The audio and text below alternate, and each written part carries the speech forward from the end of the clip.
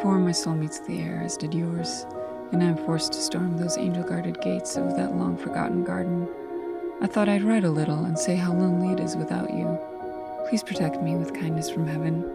These days are composed of harshness, yet even still, I want nothing but more time in them.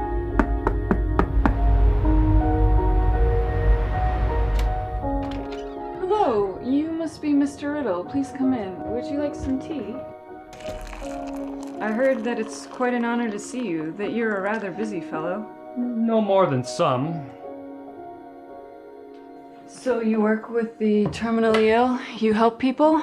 Very often. Mr. Cortland recommended you, and in all my years working for him, he never spoke a kind word of anyone until he spoke of you, though I never gathered what treatment you provide. Oh, I do not provide treatment. That is beyond my business. No? No. Then what is your business? I am a trader. Like in derivatives? No, I trade in things with much more value. More value than money? I trade in time, my dear. Time and chances.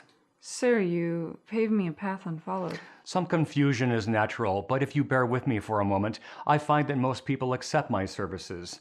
I can provide you with something very precious that you once had, but no longer know. Pray tell.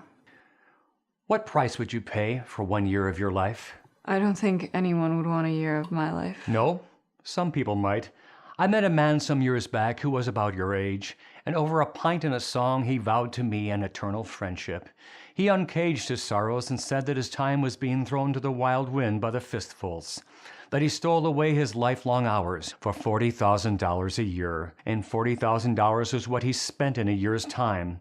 And like that, the time never happened. He was the exact same blot of flesh that he had been 3 years prior, and that he would be 3 years hence. His only realistic prayer was to find a lover to care for his future urn, for he would never himself be more than what he was at age 18. It's terribly common. It is. So, being a businessman, I made him an offer. What kind of offer? A trade. I offered him $40,000 for 1 year of his life, the same that he served at the factory, but I would take that year from him in an instant, and he could use the money in whatever way he wished. You took a year of a young man's life? I took 2, for he insisted on $80,000. Okay, I see. You're clearly mentally ill, or having a joke on me or something. I don't have the wherewithal to endure a night of this. If I could please show you out. Please. A little confusion is normal. If you give me a minute, I can show you a sample of my wares. A minute is more than I have. A moment was too much. Then a handshake good night. Good night.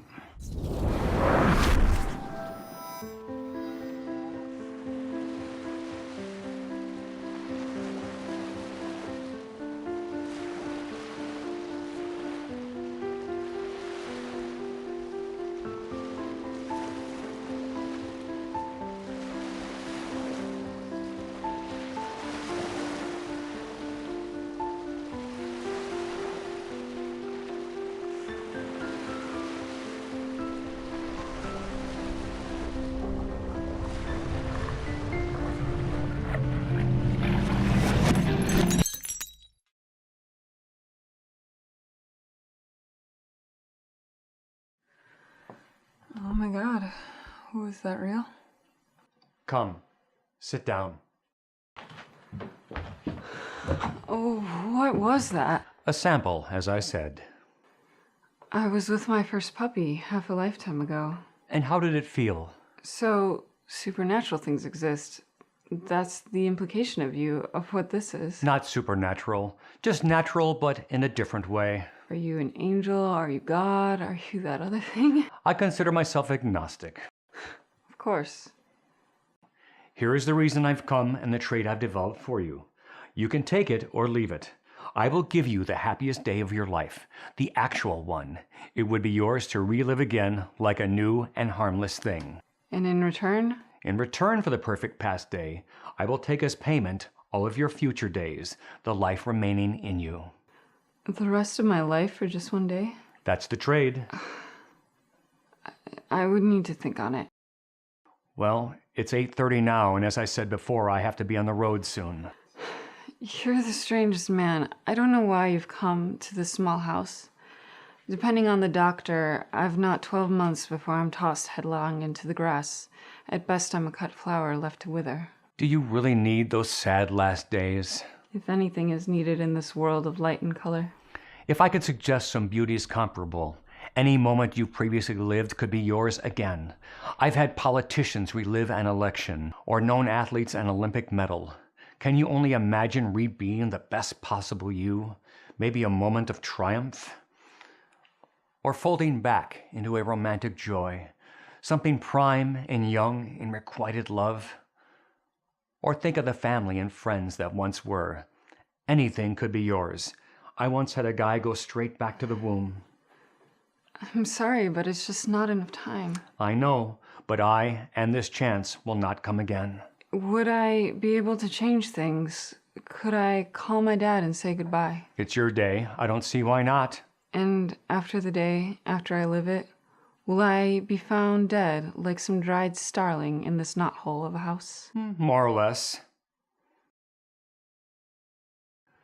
My time is nearly over. I have to ask you to harrow up your soul and lift up an answer. I don't believe you.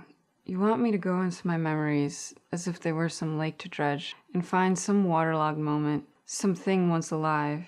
And you say you can reanimate that thing and give it back to me and make it blush, and I can be happily handheld into the hedgerows instead of sick and alone as I am.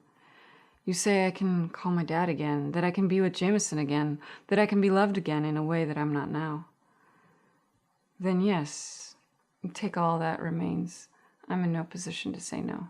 Then you accept. I do. Very good. Have you chosen a day? June 3rd, 2010. It was my birthday. We went to Duluth, Jameson and I. It's not objectively special, but that's my day. And then what a fine day it will be, this time with all the sad poignancy of a last goodbye. Just normality will do. Just being myself again. It was a pleasure doing business with you.